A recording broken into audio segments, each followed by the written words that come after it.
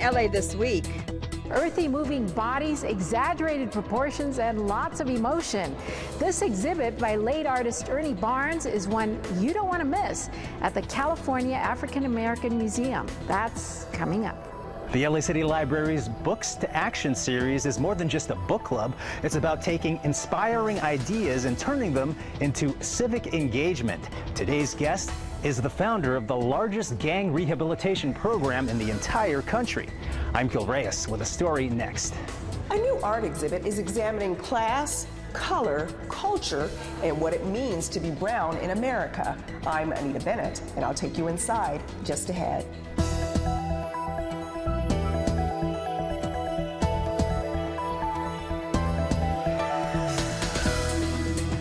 Hey everyone, I'm Yana Kay. Here's what's happening on LA This Week.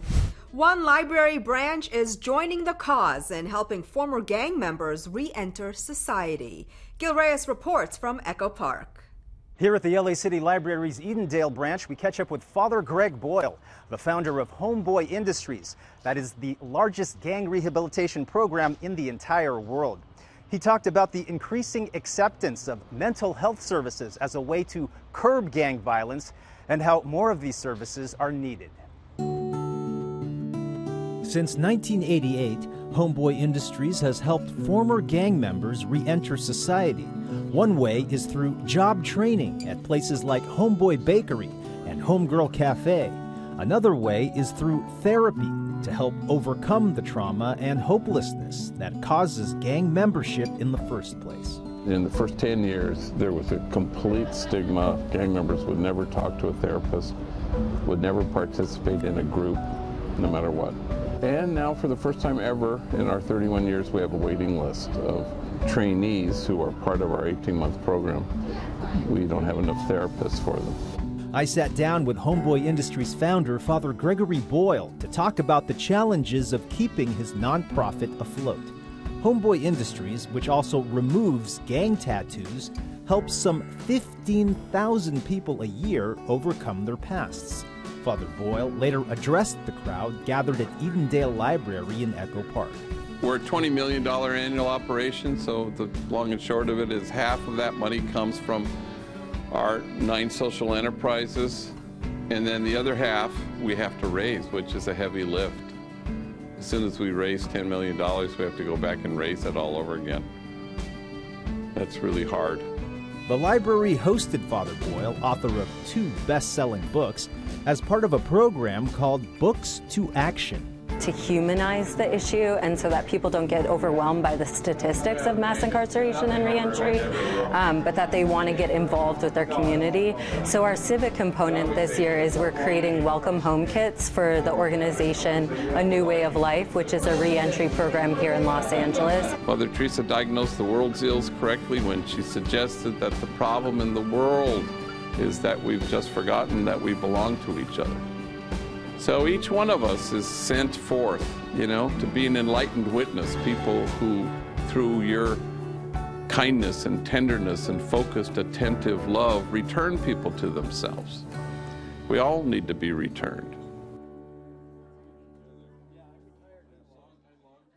To learn more about Homeboy Industries and to make a donation to help keep programs going, log on to homeboyindustries.org. Well, people experiencing homelessness in the Northeast Valley now have a place they can go to get the help they need. It's a one-stop shop for much-needed services. Today, I'm very proud to announce that through the collaborative efforts of working with my office, LA Unified, and North Valley Caring Services, that we are creating the first of its kind one-stop shop housing navigation center for families in the Northeast San Fernando Valley. I look forward to bringing much-needed services to our community. I know firsthand the challenges that my students, families, and community face on a daily basis, and I know this will be a blessing to many of them.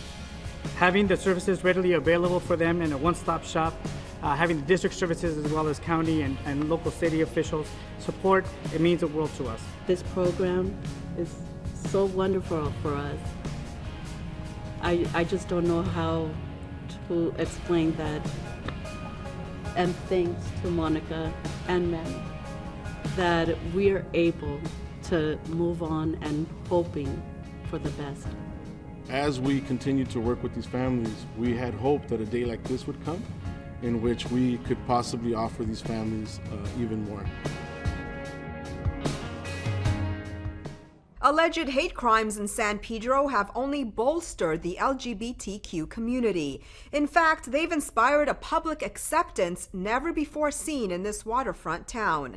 The raising of the Pride flag at Welcome Park is one example.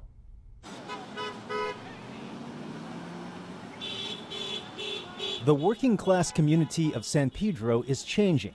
What's traditionally been a blue-collar town is evolving to publicly embrace all colors of the Pride rainbow. On this Pride Month, San Pedro Councilman Joe Buscaino has a message for the LGBTQ+ community. Take pride of being who you are. Own it. Celebrate it. Not just this month, not just this week, not just today, but every day. Know who you are, but we want to tell you we love you, we embrace you, and you are welcome here in San Pedro. For the second straight year, community members raised the Pride flag at Welcome Park. San Pedro's newest tradition began last year, following a local man's claims that he was verbally and physically harassed by a few other locals simply because he is gay. And it did take a moment of uncertainty and, an attack on another community member to bring this community out, but it's brought the best out, and it's just growing and growing every year, and we can't wait to keep it going. Among the supporters, members of the NAACP local chapter. As a community, we are accountable and we are responsible for one another and for the human rights of one another, and to give that respect and allow that privilege and that space to be free in who we are authentically. This is our home. I was born and raised in Pedro, and we support all of this. Leslie Jones and her partner Mona Sutton are placing Pride flags throughout downtown San Pedro in honor of Pride Month. The couple is moved by the community's acceptance. I want to say thank you, because tonight is the first night ever in public in San Pedro that Leslie and I have ever felt comfortable holding hands.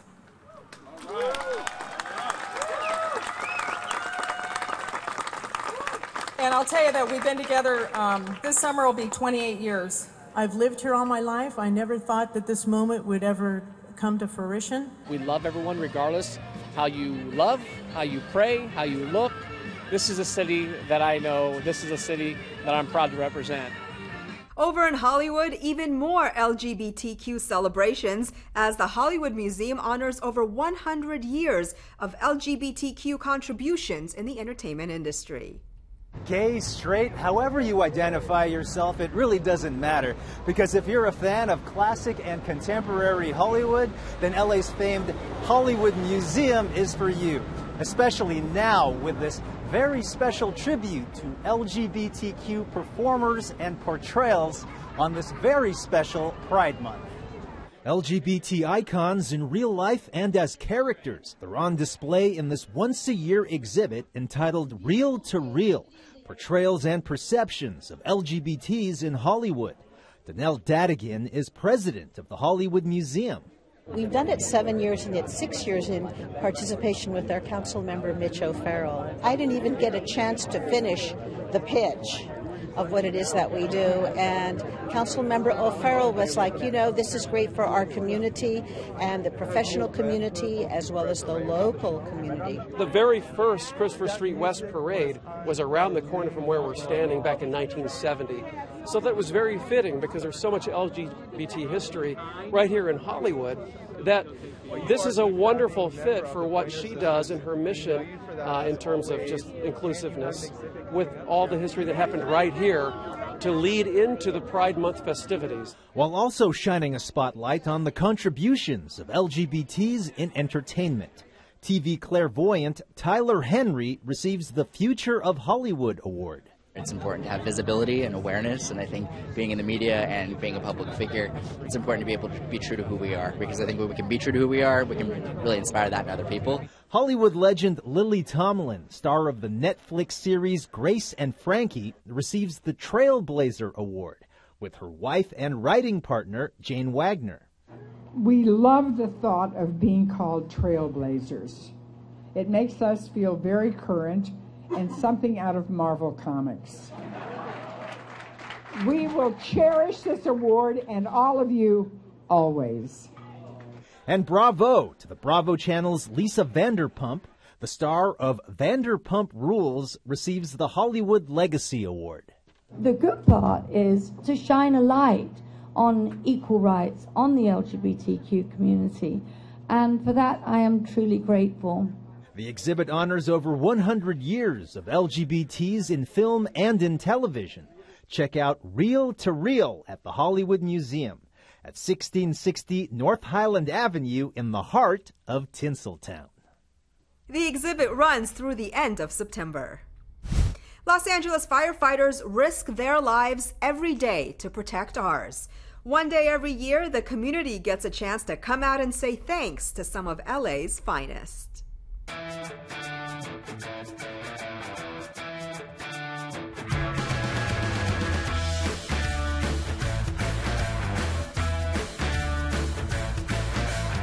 This event is basically a thank you for the denizens of downtown LA, to say thank you to the LA City Fire Department for what they do on a daily basis for us. The public servants that we have in the city of LA are phenomenal, and that we care about them. Well, my brother was a fire chief, and so the fire department's always been close to my heart. We have a whole bunch of people here participating, physicians, nurses, nurse practitioners, EMTs, so we're all here to help and support this great event and have some good food and good times together. So.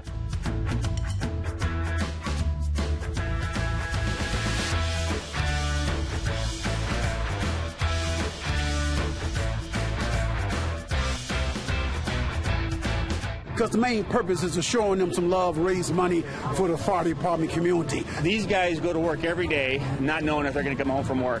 We run out of a burning building, they run in. Just risking their life, in essence, every day without ever getting the kind of the gratitude that they deserve.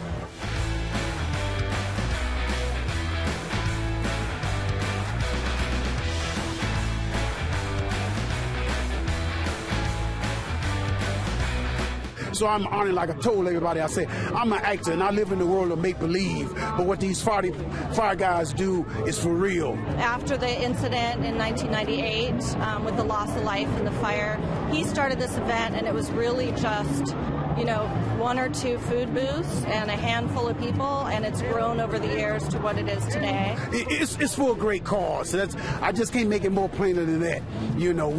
We helping our neighbors because they help us. It's just not one word that we appreciate you. We appreciate what you do. We want to show you some love. HopeForFirefighters.org.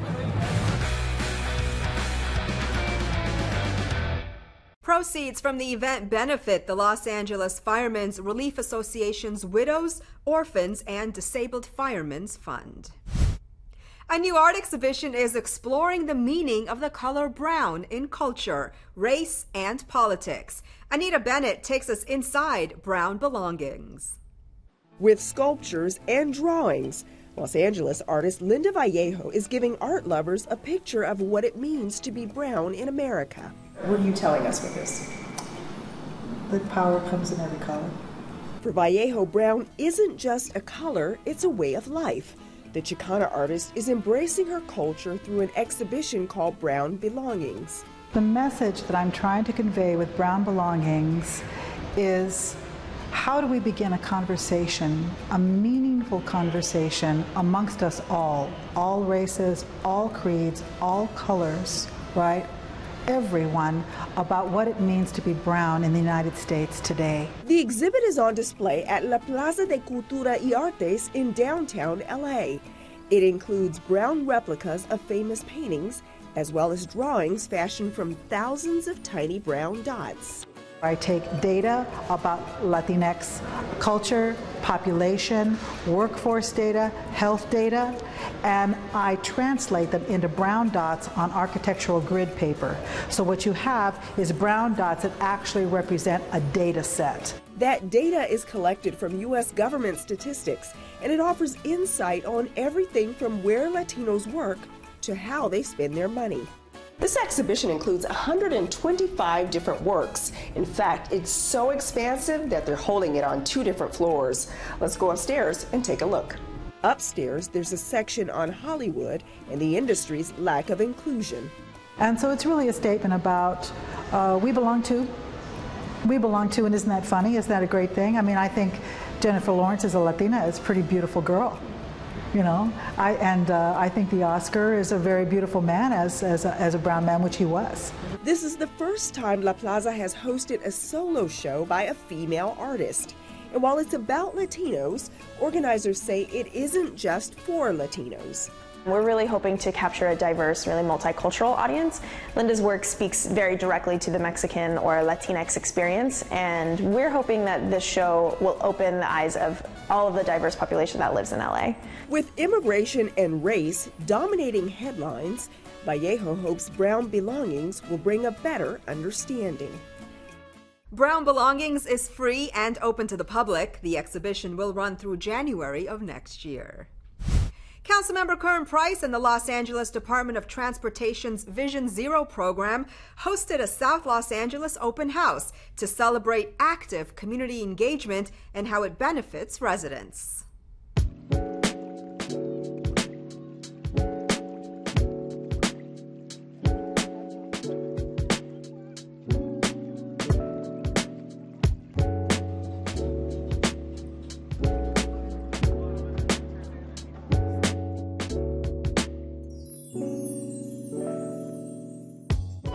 Tonight to share with the community the plans that we put together to try to change the character of the streets in this community to make them safer, and to hear their feedback to really understand whether we're on the right track. We've already started to make some improvements to install high visibility crosswalks along streets through South LA, but based on what we hear tonight, then we'll develop the next plans for how we move ahead with these projects.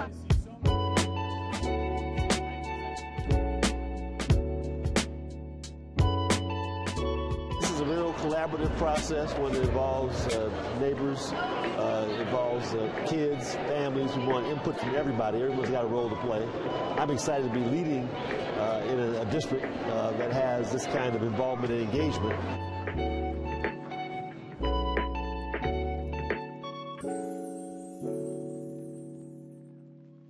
This African-American artist's career spanned the art world, the sports world, and the TV and film and music industry. Ernie Barnes, a retrospective, features the work of the late artist at USC's California African-American Museum. Anna Marcos takes a tour. Enter the Ernie Barnes art exhibit, and you enter a world where the figures are often elongated, sometimes over-muscled or their body parts warped, and usually their eyes are closed. So why are the eyes closed? Ernie Barnes believed that people are blind to each other's humanity, and he brought that out in his signature style of having the figures have their eyes closed. But perhaps even with our eyes open, we really aren't seeing and appreciating and understanding the people around us. This tour of the exhibit, Ernie Barnes, a retrospective at USC's California African American Museum, brought out plenty of visitors. Each wanted to look at the work of an artist whose career spanned not just the art world, but the entertainment industry and sports. He was a professional football player with the NFL, and he was the official artist for the 1984 LA Olympics.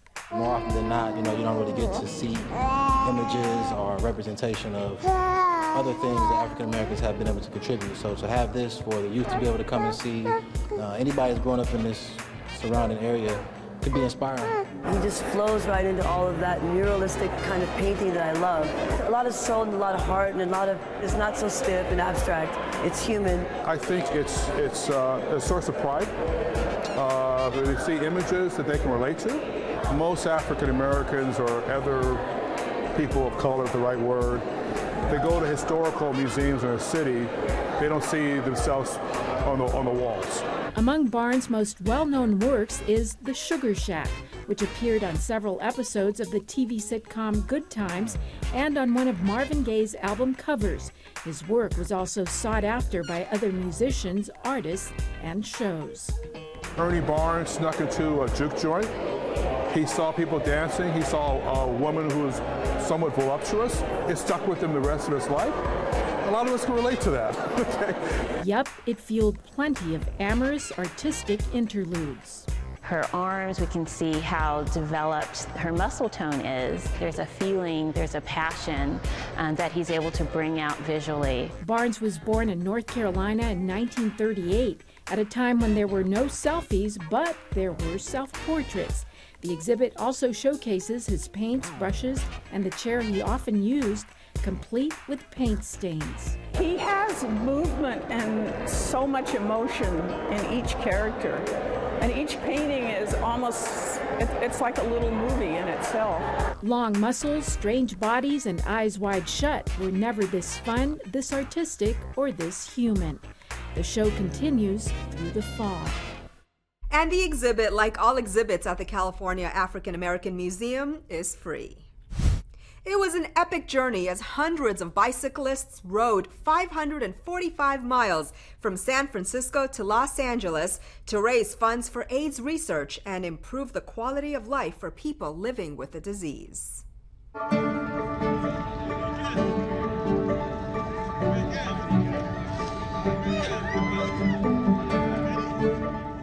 We're here at the Finish Line Festival for AIDS Lifecycle, a 545-mile bike ride from San Francisco to Los Angeles.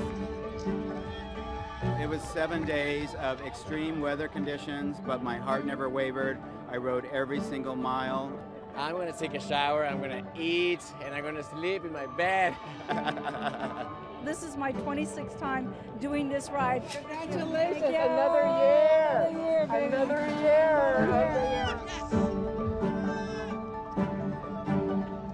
You guys did it! It's important for us to be here today because AIDS is not over, and this ride provides the resources that we need. This year we raised a record amount of money, $16.7 million. The history of the ride has raised over $263 million. It's a way to raise funds so they can take the proper care and medications that they need to survive. All the negativity that sometimes surround a disease like this is about to end. We're riding 7 days to finish that. Thank you so much. It's been great. Do this ride before you die so others can live. It's a magical experience, and if you want to join us next year, check out AIDSLifecycle.org, and you can join us at the 2020 ride next year. The ride has been happening for 26 years. This year alone, AIDS Lifecycle has raised more than $16 million. A city council member stands up for the release of a killer whale held in captivity. The mayor cracks down on illegal dumping, and a proposal is introduced that would ban parked vehicle idling. All this in City Beat. The House of Tears carvers of the Lumi Nation were special guests at a city council presentation hosted by Councilmember Paul Koretz. They've been traveling with a 3,000-pound killer whale totem pole to raise awareness about the predicament of Tokita, a killer whale being held in captivity.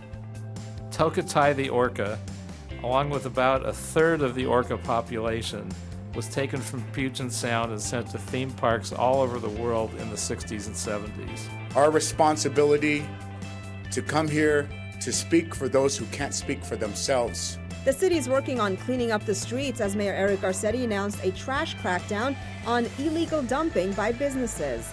The announcement follows Councilmember Jose Huizar's motion to call for additional resources to address illegal dumping in downtown. In his goal to combat climate change and pollution, Councilmember Paul Koretz has introduced an ordinance that bans parked vehicle idling. This ordinance comes on the heels of LA's failing grade in the State of the Air report conducted by the American Lung Association. Admit it, nothing can put a smile on your face better than a fresh, delicious donut. In fact, this treat is so loved that a whole day was dedicated to it. The folks came out in droves to taste every flavor.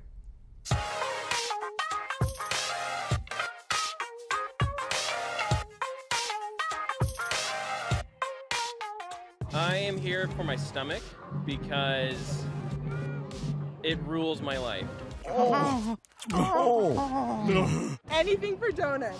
This is the second annual Downtown LA Donut Festival. It is an edible exploration of LA's favorite pastry.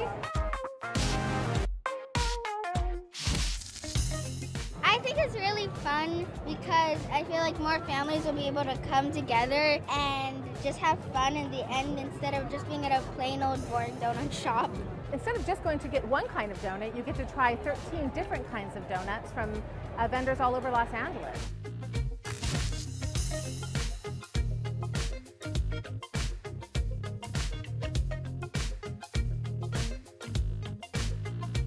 I'm curious to see and taste the variety of donuts that they have. I'm a huge connoisseur on donuts. I've had everything from a Kroger donut to a Voodoo donut to a Wenchell's donut.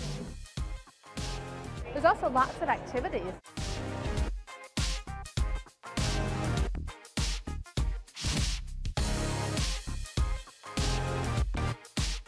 I think you've got a really great balance of calorie consumption and calorie expenditure. We had a donut break during our class. Yeah, you can reach for the donut. Yeah. You know, it all works out. We're serious about our yoga, and yet we don't take it too seriously. Get your kids ready for swim season with free swim lessons. Bring home a new furry friend and come out for the Valley's biggest Pride event. All this in Things to Do.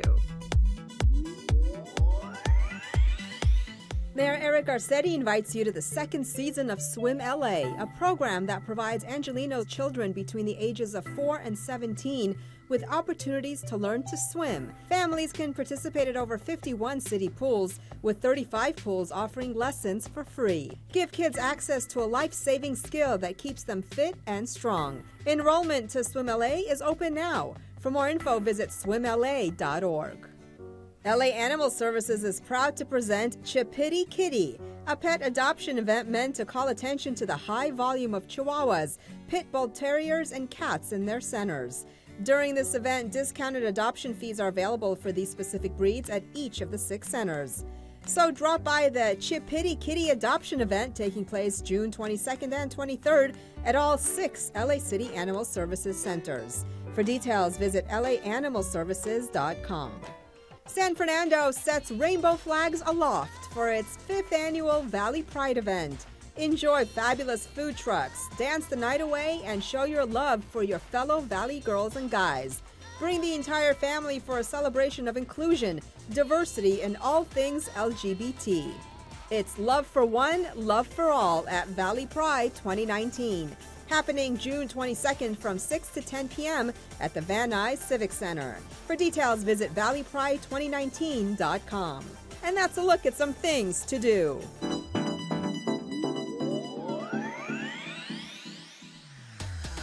That's it for this edition. I'm Yana Kay. From all of us here at LA This Week, thanks for joining us.